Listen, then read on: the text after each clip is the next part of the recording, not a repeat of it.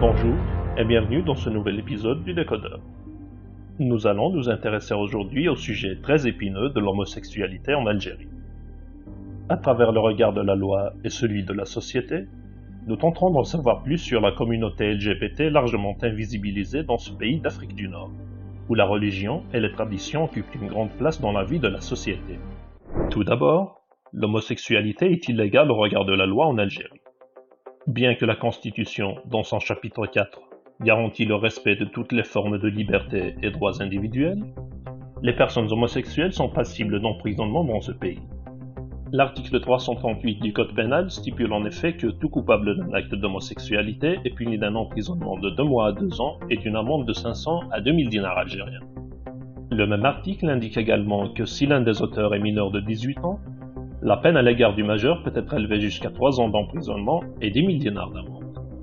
En plus des sanctions prévues par la loi, la communauté LGBT en Algérie doit également faire face au rejet d'une majorité de la population qui considère l'homosexualité comme une maladie psychologique. Ce rejet est notamment dû à la place qu'occupe la religion dans la société algérienne, majoritairement musulmane. Ainsi, même s'il n'existe aucun texte religieux qui fait référence à l'homosexualité de manière explicite, celle-ci est considérée comme un acte contre nature interdit par l'islam. Cette interprétation se base notamment sur le récit de la cité de Sodome qui, selon le Coran, aurait été détruite par Dieu à cause des pratiques homosexuelles de ses habitants. S'il n'existe aucune statistique concernant les atteintes contre les homosexuels en Algérie, ces dernières ne sont pas rares.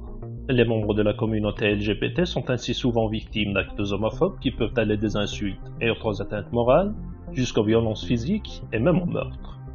Le fait que l'homosexualité soit un sujet tabou et rejeté par la société fait ainsi qu'il est difficile d'estimer le nombre de victimes de ces actes.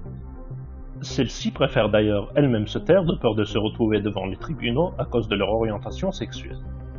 S'ils sont invisibilisés par la société, les membres de la communauté LGBT en Algérie trouvent toutefois dans l'avènement d'Internet et des réseaux sociaux un moyen idéal de s'exprimer.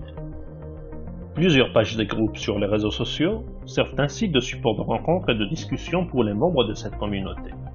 La communauté LGBT algérienne est également représentée dans plusieurs manifestations internationales dédiées aux homosexuels. À titre d'exemple, on peut citer la présence d'une équipe d'athlètes représentant l'Algérie lors d'une manifestation sportive pour la communauté LGBT organisée à Paris en 2018.